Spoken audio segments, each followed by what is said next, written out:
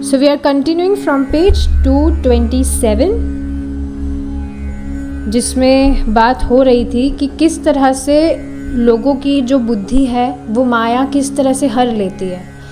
अगर वह अपनी जो भी वो मेहनत कर रहा है, कमाई कर रहा है, भगवान से विमुख वह जा रहा है, भगवान की सेवा में वह नहीं कर रहा है, तो फिर माया के जो रिप्रेजेंटेटिव्स हैं, एजेंट्स हैं, वो उसको ठग लेते हैं।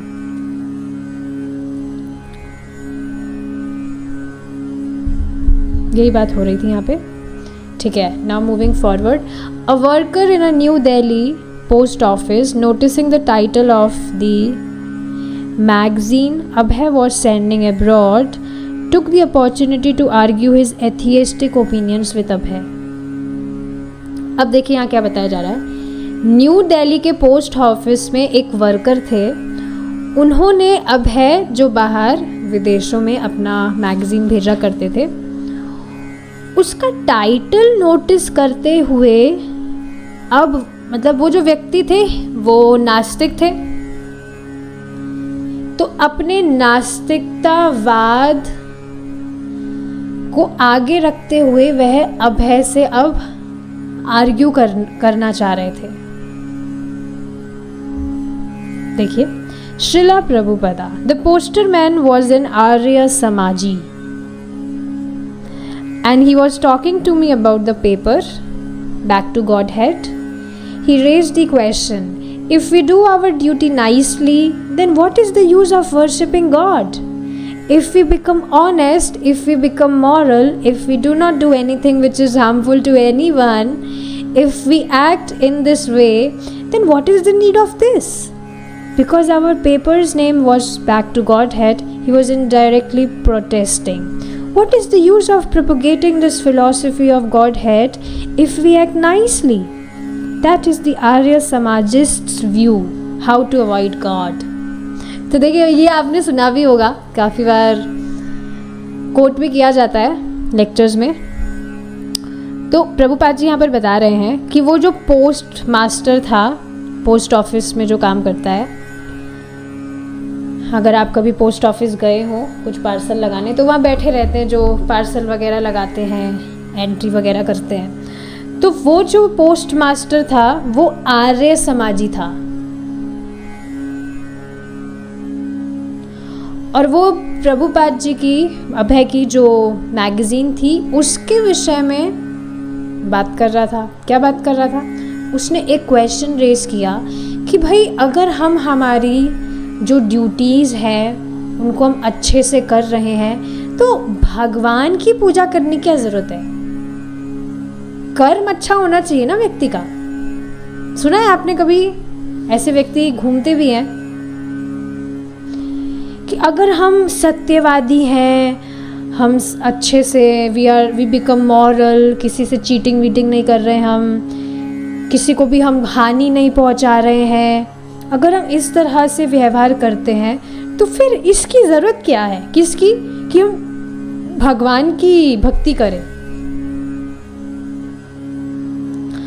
तो क्योंकि हमारा जो पेपर था, अब है इस तरह से कह रहे प्रभुपाद जी कि पेपर का नाम था बैक टू गॉड हेड, तो वो इनडायरेक्टली प्रोटेस्ट कर रहे थे कि ज़रूरत क्या है कि ये इस तरह से गॉड हेड की फ़िलॉसफी का प्रचार करना। अगर हम अच्छे से आचरण कर रहे हैं तो ज़रूरत क्या है इन सब चीज़ों की। तो ये थे आर्य समाजी का, ये था वक्तव्य कि कैसे भगवान को अवॉइड किया जाए। अरे ये क्या हो गया?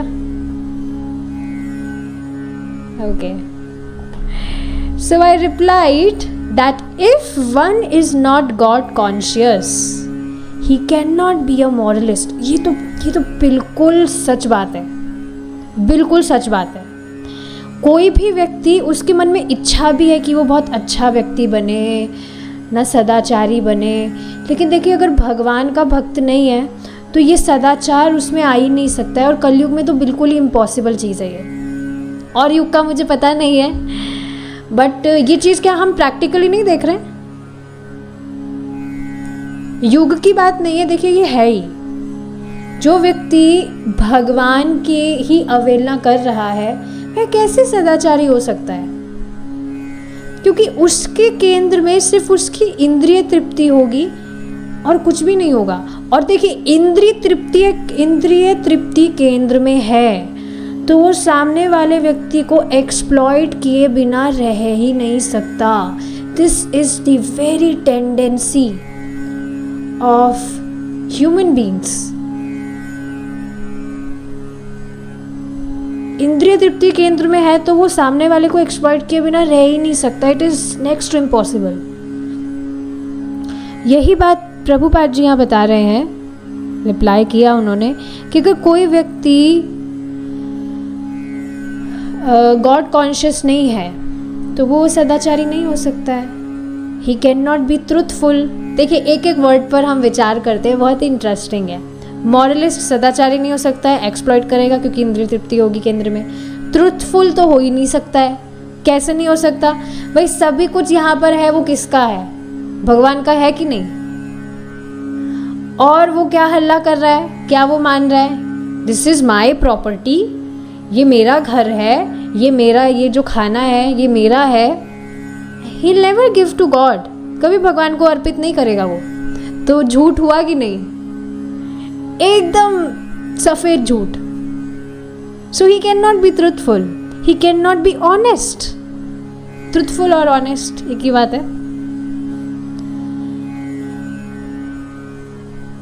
This is our point of view. You study the whole world just on these 3 points: morality, honesty, dutifulness. But if he is not God conscious, he cannot continue such things. To revive all these good qualities in society, you first have to invoke God consciousness. Yes, it is very important. तो ये वही बात है कि हम सुनते हैं morality के विषय में कि व्यक्ति को सदाचारी होना चाहिए, सद्गुण मतलब सारे अच्छे गुण उसमें हो, गुड हैबिट्स, ऑनेस्टी हो, ड्यूटीफुलनेस हो, ये सारी चीज़ें। देखिए, हर कोई व्यक्ति सच में चाहता ही है कि वो अच्छा व्यक्ति हो। तो देखिए, ये बात हमने समझी, कोई व्यक्ति गॉड कॉन्शियस नहीं है तो ऐसा नहीं हो सकता। लेकिन कोई भी व्यक्ति भगवान की भक्ति करे तो सारे के सारे सद्गुण उसमें अपने आप आने लगते हैं। ये बात मैं अभी 2 दिन पहले एक व्यक्ति को समझा रही थी। तो उनके कोई हैं जानने वाले, वो अभी थोड़े दिन पहले ही भक्ति करना शुरू करे हैं। तो I was kind of appreciating him. मैं मतलब उनकी प्रशंसा कर रही थी उन व्यक्ति के सामने कि इस तरह से भक्ति करने लगे, बहुत अच्छी बात है। पर वो कह रहे थे, वो उनके कुछ दुर्गुण गिना रहे थे कि ठीक है, तुम्हें लग तो रहा है वो भक्ति करे, पर तुम जानती हो कि वो इस तरह से है, उस तरह से है। तो मैंने उनको यही बात कही, कोई भी व्यक्ति भक्ति करना शुरू कर दिया है, सारे के सारे सद्गुण उसमें अपने आप आने लगते हैं। Is it not? आपके घर वाले कह सकते हैं तुम में क्या सद्गुण आया है, तुम्हें तो कोई सद्गुण नहीं दिखता है, but this is not reality. देखिए, ये बहुत इम्पॉर्टेंट चीज़ है। जो भी हम में गुण आए हैं, हमारी भक्ति बढ़ी है, जो भी गुण आए हैं, इसके लिए सामने किसी व्यक्ति को हमें सर्टिफिकेट देने की नीड नहीं है। You observe this your self कि भक्ति में आने के बाद में ऐसा तो हो ही नहीं सकता है कि आपके व्यवहार में कोई परिवर्तन आया ही ना हो। नहीं हो सकता ऐसा। घर वाले इसलिए इस बात को नहीं समझ सकते क्योंकि आप उनकी आज्ञा का पालन नहीं कर रहे ना। वो नहीं कह, वो चाहते हैं कि आप भक्ति ना करें, you don't do Hare Krishna and all those things. पर आप भगवान को देखिए, भगवान अच्छे से जान रहे हैं that he is becoming very good boy, she is becoming very good girl, because she और ही इज ओबेइंग मी। तो यहाँ पर हमें किसी का सर्टिफिकेट नहीं चाहिए, भगवान हमको सर्टिफिकेट दे रहे हैं भगवत गीता में कहकर। Okay. A Delhi man, noticing Abhay distributing back to Godhead, remarked, "Where is Godhead? Can you show me God?" Abhay replied to the challenge, but he also pondered a deeper reply as he moved throughout the city during the day. On returning to his room, he began an article. Where is Godhead? Is it possible to see him? अब वो जो post master थे उन्होंने notice किया कि अभय किस तरह से को back to Godhead distribute कर रहे हैं, तो उन्होंने उनसे क्वेश्चन किया, कहाँ है भगवान, क्या आप भगवान को देख सकते हैं? तो अभय उनके चैलेंज का रिप्लाई तो कर रहे थे, पर उन्होंने बहुत गंभीरता से उन्होंने रिप्लाई किया था उनके चैलेंज का, बट वो यहाँ पर नहीं यहाँ पे पुट अप नहीं किया गया कि उन्होंने क्या उन व्यक्ति को रिप्लाई किया, बट लेटर ही पॉन्डर्ड, उन्होंने सोचा जो रिप्लाई उन्होंने किया। जैसे वो सिटी में इधर उधर घूम रहे थे पूरे दिन में टू डिस्ट्रीब्यूट हिज मैगज़ीन, तो उन्होंने अपने रिप्लाई पर बहुत गंभीरता से विचार किया और वापस उनके रूम पर लौटने के बाद में उन्होंने एक नया आर्टिकल लिखना शुरू किया। Where is Godhead? Is it possible to see him?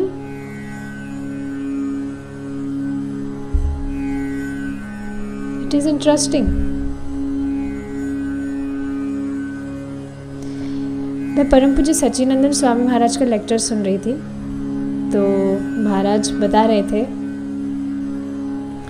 Prabhupada ji के टाइम की बात है,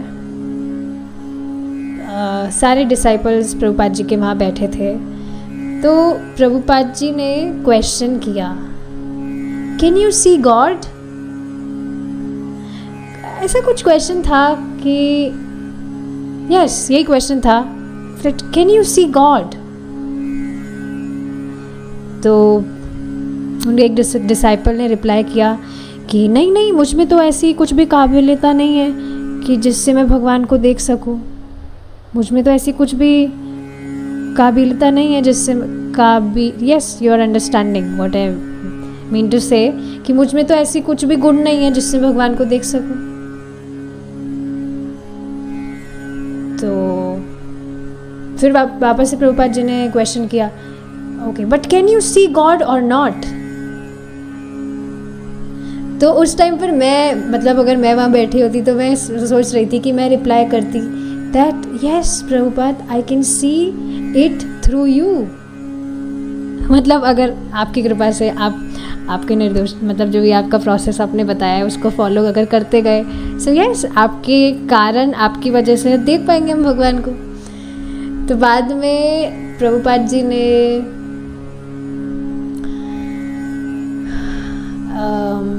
रिप्लाई किया था,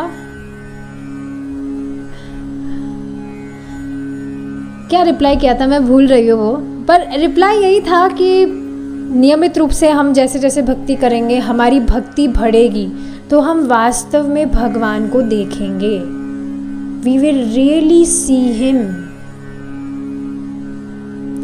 अन्यत्र प्रभुपाद जी बताते हैं that if you are distributing books, तो आप बस डिस्ट्रीब्यूट करते जाइए भगवान की, जो प्रभुपाद जी की पुस्तक है उसको आप डिस्ट्रीब्यूट करते जाइए, और एक दिन आप देखेंगे you will see a blue hand receiving that book, that will be Krishna. ये सब भावुकताएं वाली बात नहीं है, समझना चाहिए। हम ये तो नहीं समझ सकते कि भगवान कितने महान हैं और एंड ऑल दोस थिंग्स, पर हम ये भी नहीं समझ सकते कि प्रभुपाद जी है कौन। वी कैन नेवर इमेजिन कि हम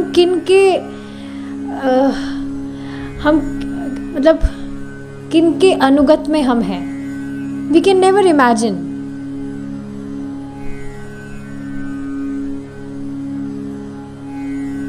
but we can understand this जब हम नियमित रूप से हमारी भक्ति करते रहेंगे।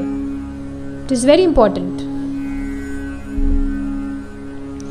ओके, अब उन्होंने अपना आर्टिकल लिखा, आगे देखिए। In the secretariat buildings in New Delhi there is an inscription on the stone that liberty does not descend upon a people but it has to be earn before it can be enjoyed.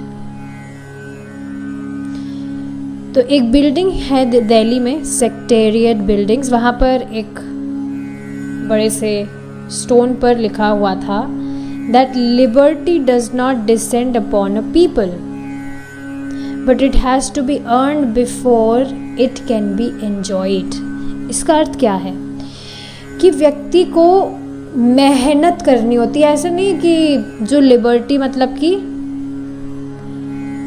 मुक्त होना, तो वो ऐसे व्यक्ति को प्राप्त नहीं हो जाता है, उसे अर्न करना होता है, मतलब तपस्या करनी होती है उसको एंजॉय करने से पहले। Now if we turn it towards Krishna consciousness, तो भगवान की प्राप्ति हम करेंगे, पर कोई भी व्यक्ति बैठे बैठे भगवान की प्राप्ति नहीं कर सकता। एटलीस्ट कुछ जो प्रोसेस, कुछ जो नियम बताए हैं उसको नियमित रूप से फॉलो करने से व्यक्ति उसकी प्राप्ति करेगा और बाद में उस आनंद का अनुभव भी वह कर सकेगा। लेकिन आप देखेंगे साधना काल में भी आनंद है। You can not say that you are dying hard. आप साधना कर रहे हैं तो आप मरे जा रहे हैं, हालत इतनी ख़राब हुए जा रही है, नहीं। बल्कि आप देखेंगे धीरे धीरे दिखने लगता है कि ये मटेरियल लाइफ में सच में बहुत ही फंसना पड़ रहा है, और थोड़ा मतलब मटेरियल लाइफ से टाइम निकाल कर हम भक्ति करते हैं, तब शांति अनुभव करते हैं। हाँ, अब थोड़ा अच्छा लग रहा है, अब शांति मिली, नहीं तो कहाँ फंस रहे थे।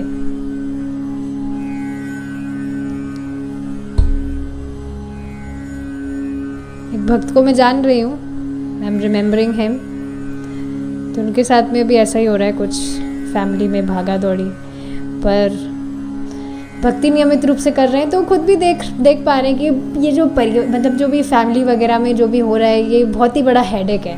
भक्ति कर रहे हैं तब जाकर आराम है। सच में देखिए, मौका मिले ना, सब कुछ छोड़ छाड़ कर धाम जाकर बस जाना चाहिए व्यक्ति को।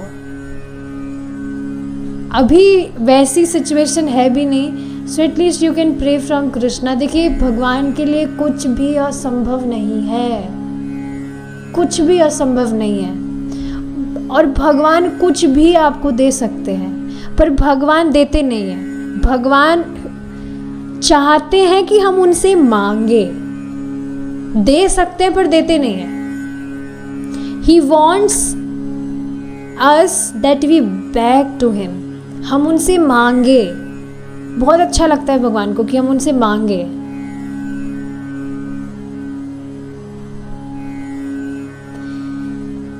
Okay, moving forward. Actually, this is the fact, and we have seen it that much sacrifice has to be rendered by the people of India before they could gain Swaraj. But in the matter of Godhead, अच्छा, यहाँ पर liberty का मतलब था वो भारत की स्वतंत्रता, ठीक है। और ये यहाँ पर बताया जा रहा है कि हाँ, ये फैक्ट भी है और देखा भी गया है कि किस तरह से लोगों को कितना यत्न करना पड़ा था भारत की स्वतंत्रता प्राप्त करने के लिए। But in the matter of God had some irresponsible people ask, where is God? Can you show me? Have you seen God? These are some of the questions put forward by some irresponsible men. Irresponsible men मतलब जो कुछ मेहनत नहीं करना चाहते हैं, कुछ भजन वजन नहीं करना चाहते हैं और ये फर्जी की बातें करते हैं। फिर मुझे थोड़ा गुस्सा भी आता है ऐसे लोगों पर जो ऐसी फर्जी की बातें करते हैं, और बहुत ही ज़्यादा प्रेम भी आता है उन लोगों पर जो बहुत आसानी से उनको जो बताते हैं वो स्वीकार कर लेते हैं। मतलब गुस्सा लोगों पर नहीं आता है, उनकी ये जो मूर्खता है इस पर। So yes, Abhay is calling those people irresponsible men. So yes, these irresponsible men who want to have everything very cheap, मतलब मुफ्त फोकट में सब कुछ चाहिए, कुछ मेहनत वगैरह नहीं करना चाहते। If for attaining a temporary false sense of liberty in this material world, so much labor and sacrifice have to be requisitioned, is it possible to see God had the absolute truth so cheaply? भाई इस भारत की स्वतंत्रता प्राप्त करने के लिए लोगों को इतना यत्न करना पड़ा, इतनी तपस्या करनी पड़ी, इतना मेहनत करनी पड़ी, तो क्या भगवान को देखना कि भगवान ऐसे ही मुफ्त फोकट में मिल जाएंगे?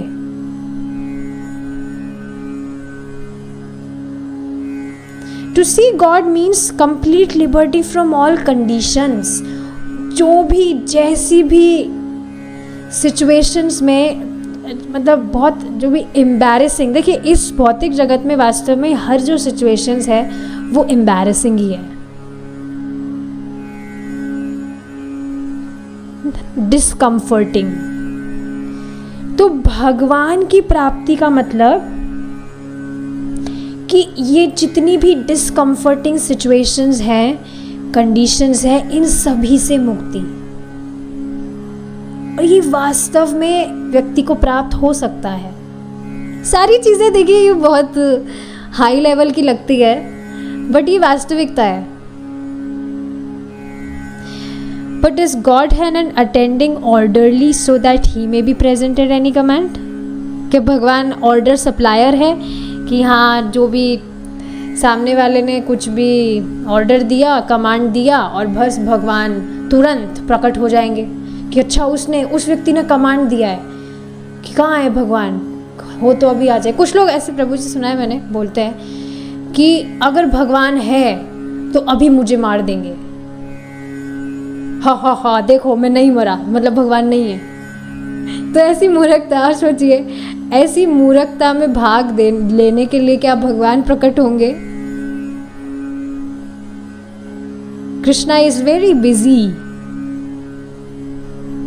ऐसे नहीं है कि ऐसे किसी भी मूर्ख व्यक्ति की बातों के लिए भगवान प्रकट हो जाएंगे तुरंत। To a theist however demands like that as if God is his paid servant and he thinks that Godhead is an imaginary thing, otherwise he would have appeared before as soon as the demand to see him is made.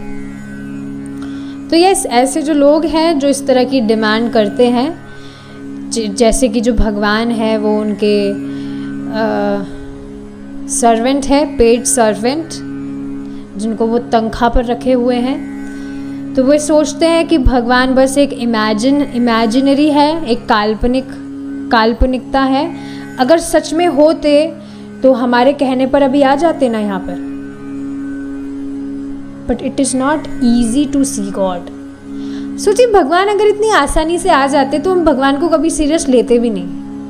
बिल्कुल देखिए practical चीज़ है, इस भौतिक जगत में भी आपको कोई वस्तु बहुत आसानी से प्राप्त हो जाती है, so you don't value that much.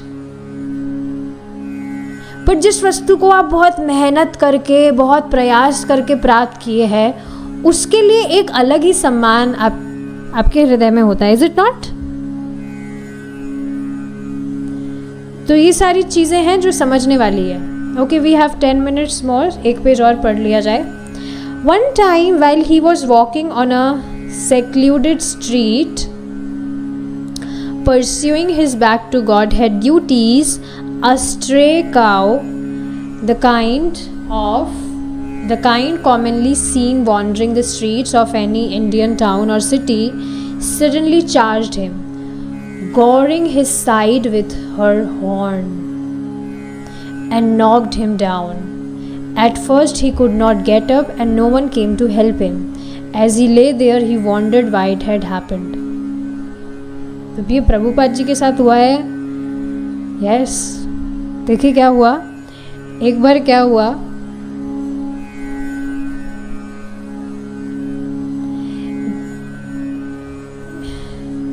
Prabhupada ji Abhay when he was walking on the street, yes अभय की बात हो रही है।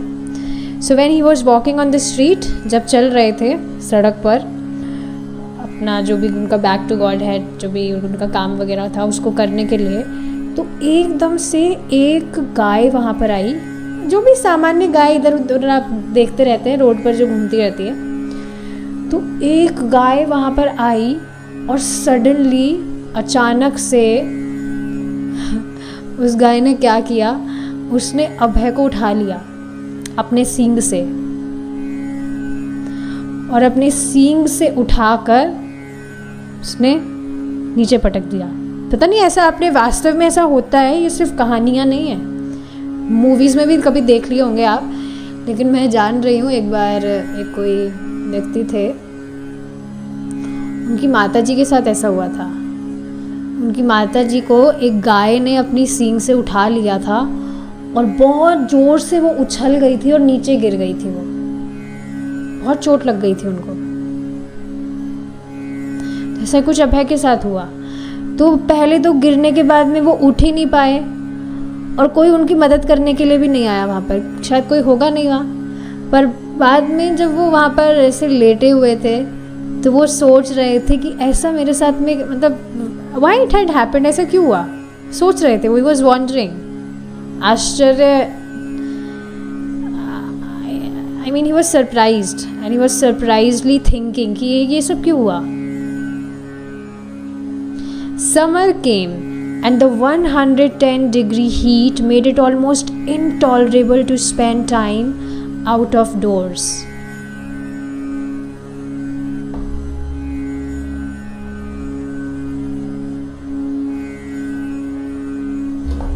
Yes.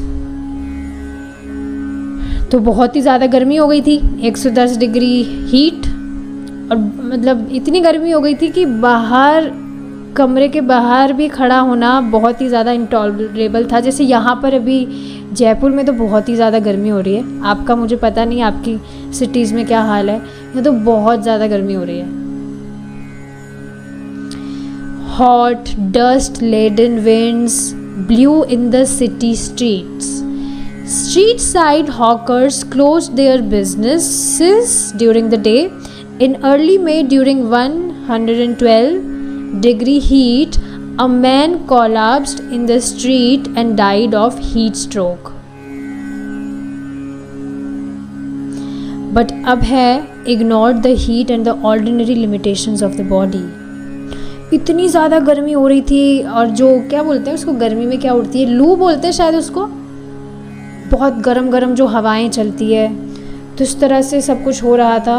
विंड्स वर ब्लूइंग स्ट्रीट्स में, और वहाँ पर जो स्ट्रीट्स के जो भी व्यापारी थे वो दिन में अपनी दुकान बढ़ाकर चले जाते थे।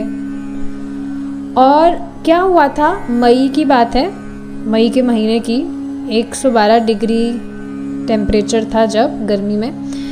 तो एक जो व्यक्ति था वो गर्मी के कारण मर गया, इतनी तेज़ गर्मी थी। लेकिन अभय ने ये जो गर्मी वर्मी है सब कुछ साइड में रखकर, means he was ignoring everything, और जो भी एक ऑर्डिनरी लिमिटेशंस होती है हमारी इस बॉडी की, इस सभी को ही वॉज इग्नोरिंग। मतलब ये गर्मी वगैरह उनके लिए कुछ भी नहीं थी। He was just continuing his distribution. One day, while delivering back to Godhead to various addresses in the city, Abhay suddenly began reeling, half unconscious, overcome by the heat. At that very moment, an acquaintance of his, a man he had approached during his preaching, happened to be passing by in his car, and he took Abhay to a doctor. The doctor diagnosed him as a vitamin of heat stroke and ordered him to rest. अब एक दिन क्या हुआ, जब वो back to Godhead deliver कर रहे थे बहुत सारे जगहों पर, तो अचानक से अभय बेहोश हो गए ना, बहुत तेज़ गर्मी के कारण। देखिए, इतनी तेज़ गर्मी में कोई व्यक्ति 2 मिनट भी धूप में खड़ा नहीं हो सकता है। It is very very intolerable.